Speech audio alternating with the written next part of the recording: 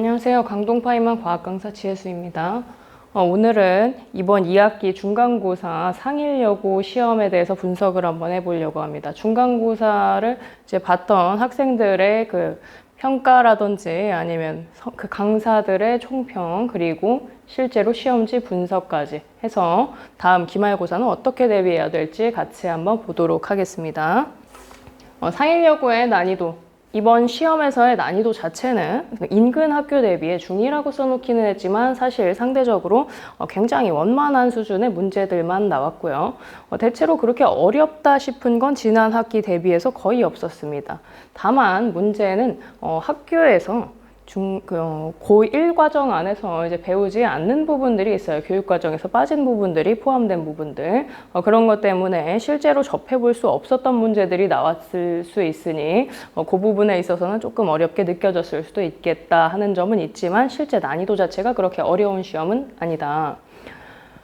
다만 그 보기들에서 대부분이 기역, 니은, 디귿 보기로, 고등학생들은 다 마찬가지죠. 기역, 니은, 디귿 보기로 나타나다 보니 그 중에 하나의 보기만이라도 내가 정확하게 골라내지 못하면 이제 오답이 발생할 수 있는 부분들인데, 아무래도 앞서 말씀드린 것처럼 대부분의 문제들이 좀 상대적으로 난이도가 낮다 보니 가볍게 보고 스쳐 지나가면서 대충 보고 넘어가서 틀릴 수 있는 문제들이 좀 있을 수 있다. 이런 부분들에서 주의를 해줬어야 하고요. 그런 부분들이 이제 나타나지 않기 위해서는 꼼꼼하게 검토를 여러 번 했어야 될 것 같다. 앞서서 얘기해 드린 부분들은 뒤쪽에서 이어서 문제 보면서 같이 얘기하도록 하겠습니다. 기말고사에서는 1학기하고 똑같아요. 1학기랑 똑같이 통합과학 원도 기말고사에서 역시 전범위, 중간고사 범위를 누적해서 전체 범위로 진행해서 시험을 봤는데 2학기에도 마찬가지입니다. 기말고사 파트에서 아무래도 이제 물리랑 화학 파트에서 다 들어가지 않았던 부분들이 좀 있기 때문에 그 부분까지 포함해서 내게 된다면 물리 파트에서는 사실 연결되는 부분이 많지는 않지만 화학 파트에서는 화학 변화라는 파트, 상대적으로 그 중단원 통째로가 나온다면 난이도가 급상승할 확률이 좀 있죠. 그리고 아무래도 중간고사가 조금 난이도가 낮았기 때문에 기말고사에서 변별력을 위해서 상대적으로 난이도가 급증할 가능성이 크다. 이렇게 여러분들이 인지를 해주시면 되겠고, 중간고사 정도로만 대비해서는 안 되겠다.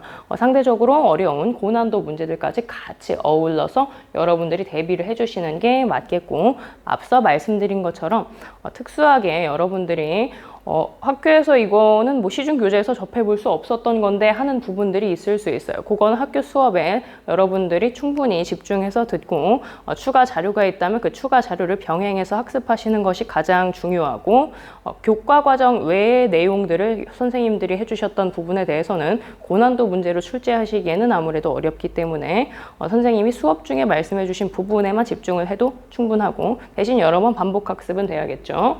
다만 고난도 문제들이 출제될 수 있는 부분들은 앞서 얘기한 정규 교과 과정 안에 속하는 부분들이기 때문에 교과 과정 안에 들어있는 물리랑 화학 파트에서 고난도 문제들을 섭렵해서 여러 번 반복 훈련을 해야 되겠다 하는 게 가장 중요합니다.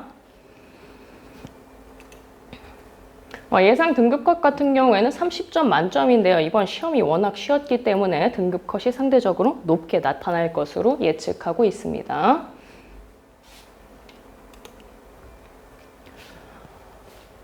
시험을 정확하게 이제 좀 분석을 좀 해보자, 가까이 들여다보자 라고 한다면 앞서 얘기한 것처럼 고난도나 신유형 문제들이 나타나지는 않았어요. 새로운 유형, 선생님들이 창작 문제를 내셨다 이런 부분들은 없어요.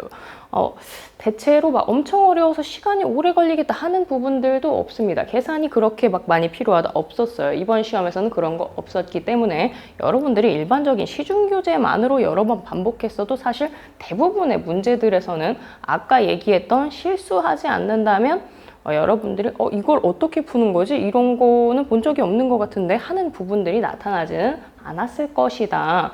대신에 시간안배를 잘했어야겠죠.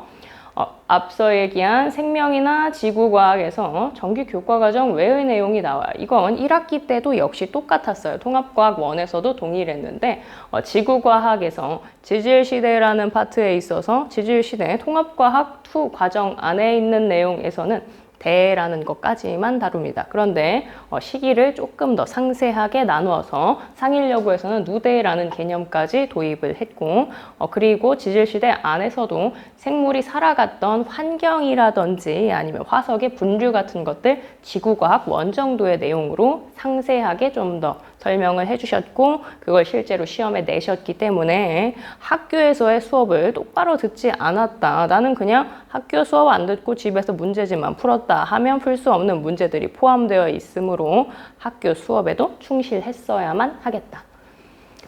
아래쪽 내려와서요. 검토가 일단 쌤이 아까 얘기한 것처럼 어려운 문제들이 없었기 때문에 실수 없으려면 당연히 검토가 가장 중요하겠다라고 얘기했었고 그 다음에 서술형 문제들은 없었어요. 서술형 없었지만 문제수가 28문항이기 때문에 적다고 보기는 조금 어렵습니다. 한 번 풀어낸 뒤에 2-3번 정도의 검토까지 이루어질 수 있으려면 아까 얘기한 오차를 줄이기 위해서 실수를 줄이기 위해서 검토까지 이루어질 수 있으려면 최소한의 10분 정도의 시간 정도는 그래도 남기고 풀 수 있을 정도로 여러분이 시간 안배를 잘해서 시간 확보가 잘 됐어야 하지 않을까. 그래야 아까 얘기한 상대적으로 이번에 평균이 굉장히 높게 나타날 것이고 등급컷이 높게 나타날 것인데 그럼에도 불구하고 시험에서 좋은 결과를 거둘 수 있을 것이다. 이렇게 예상합니다. 1등급 판별 문제에 대해서는 전자기 유도 문제들을 골랐어요. 대체로는 중3 과정에서 나오는 전자기 유도하고 이론 자체는 크게 다르지 않습니다. 다만 1학기 때 배웠던 그 물체의 운동 파트에서 속도라는 개념을 선생님이 다시 가져오셨어요.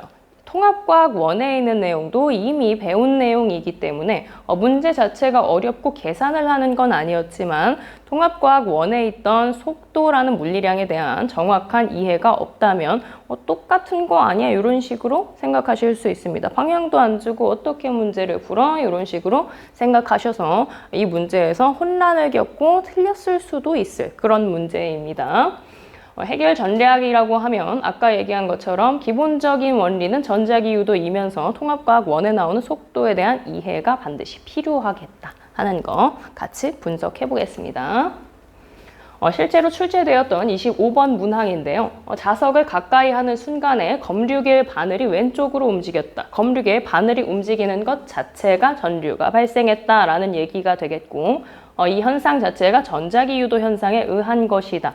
정확한 전자기 유도 현상에 대한 이해가 필요한 부분이겠다. 기억보기 여러분들이 이걸 틀렸다고 하게 되면 사실은 거의 학습하지 않았다고 봐도 무방하겠고요. 다음 니은 보기에 앞서 쌤이 얘기한 것처럼 검류계의 바늘이 움직이는 것 자체가 유도 전류가 발생하는 사실 이것까지도 역시 여러분들이 정확하게 골라내어 주어야 되는 거고 앞서서 쌤이 얘기했던 통합과학 1에 나오는 부분 물리량 중 속도에 대한 개념 여러분들이 인지하고 있어야 된다 하는 것은 코일과 자석을 같은 속도로 움직일 때라고 했어요. 속도는 방향과 빠르기를 동시에 포함해줘야 되는 건데 만일에 속도를 그냥 빠르기라고만 여러분들이 이해하고 있다면 같은 방향인지 반대 방향인지 알지 못하는데 어디로 움직이는데 어떻게 구하지 하고 혼란스러웠을 수 있다라는 얘기고요. 실제로는 같은 속도로 움직인다라고 하면 둘의 속도가 동일하다라고 하면 둘 사이에 거리 차이가 전혀 없기 때문에 전자기 유도 현상이 나타나지 않으므로 검류계의 바늘 안 움직이고 유도 전류 발생하지 않습니다. 그래서 디귿 보기 틀렸다는 것까지 잘 골라내 주시면 여러분들이 잘 맞추었을 수 있겠다. 개념적인 이해를 많이 요구하는 문제입니다. 기말고사에서 어떻게 출제될지를 예측을 한번 해봤는데요. 물리 파트에서 이번에 전자기 유도 상대적으로 앞서 얘기한 것처럼 개념적인 이해 정도만 잘 되어 있으면 사실은 문제를 풀 수 있는 부분들이기 때문에 이번 기말고사에서는 상대적으로 어려운 문제들 출제될 수 있지 않을까 예상되고요. 그리고 생각보다도 여러분들이 에너지 효율 계산하는 거에서 많이 좀 틀리는 부분들이 있어요.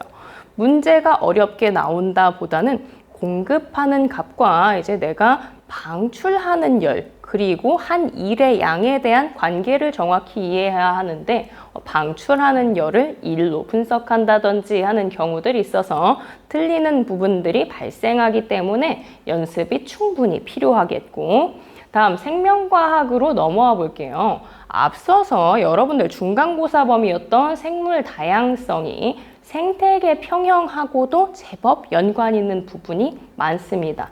생태계 평형 회복하는 단계 또는 생태계 평형 회복 과정 또는 생물 다양성을 유지하는 방법, 이런 것들에서 겹치는 부분들이 굉장히 많고요.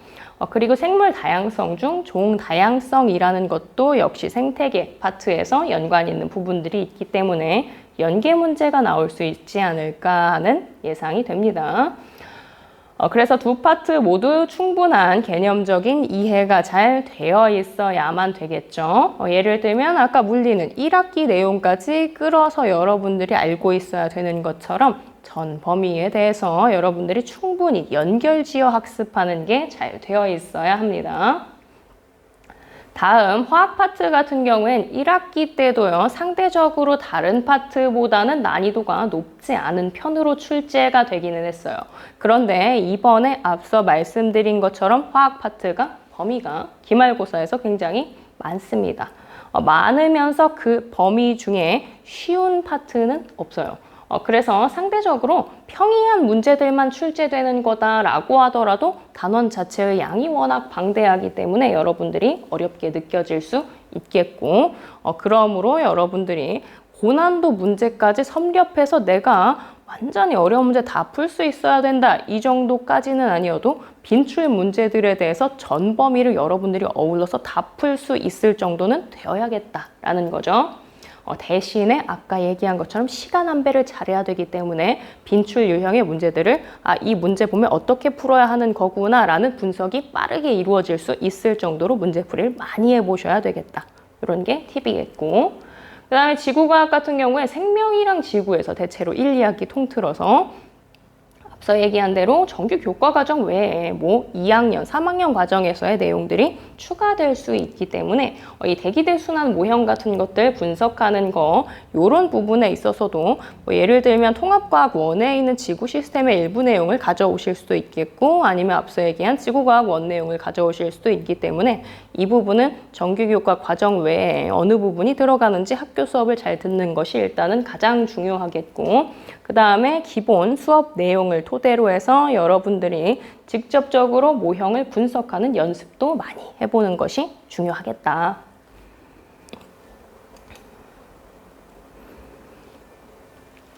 추후에 어떻게 시험을 대비하는 것이 좋겠느냐, 역시 이 기본적인 난이도에서 여러분들이 실수해서 틀리는 문제들 없게끔 통합과학 1, 2의 전범위 내용들을 여러분들이 정확하게 개념적 이해를 가장 많이 해두는 것이 일단은 1번으로 중요하겠다. 그 다음에 기출 같은 경우에는 여러분들이 이 정규 교과 과정 외의 내용들을 지구과학 1의 내용을 선생님이 가져와서 수업하신다라고 해도 어느 정도 난이도로 출제하실지, 또는 지구과학 1에 있는 문제집에 그 문제를 내가 풀어봐야 되는 건가 하기에는 또 지구과학 1 과정 전체를 다루지 않았기 때문에 상대적으로 그 문제집 안에 들어있는 문제들은 난이도가 높아서 여러분들이 학교 수업 내용만으로 풀기가 어렵습니다. 그렇기 때문에 기출 문제들을 통해서 이 파트 선생님이 학교 수업에서만 하셨던 이 파트는 기출문제 기준으로 이 정도 난이도로 나오는구나, 이런 유형으로 나오는구나 라는 걸 알 수 있기 때문에 기출 분석도 반드시 필수가 되겠고요. 그 다음에 시간을 여러분들이 효율적으로 사용하는 것이 가장 중요하기 때문에 실전 모의고사 형식으로 여러분들이 반복해서 시험과 같이 대비하는 것이 가장 중요하겠다. 이렇게 중간고사에서 여러분들이 어차피 범위가 중복이기 때문에 중간고사에서 내가 상대적으로 오답이 많이 나타났던 파트, 또는 맞았지만 이 파트는 내가 조금 약한 것 같아 하는 파트가 여러분들 시험을 봤기 때문에 정확한 분석이 좀 가능하겠죠. 그러면 내가 취약한 파트에 대해서 여러분들이 인지를 하게 되면 난 여기가 약하니까 이번에는 이 파트를 조금 더 많이 대비를 해보자 하는 마인드로 여러분들의 부족한 점을 보완해 나가면서 추가되는 파트에 대한 시험 대비도 같이 해주는 것이 중요하겠다. 여기까지고요. 기말고사에서도 역시 똑같이 분석 영상 같이 나갈 예정입니다.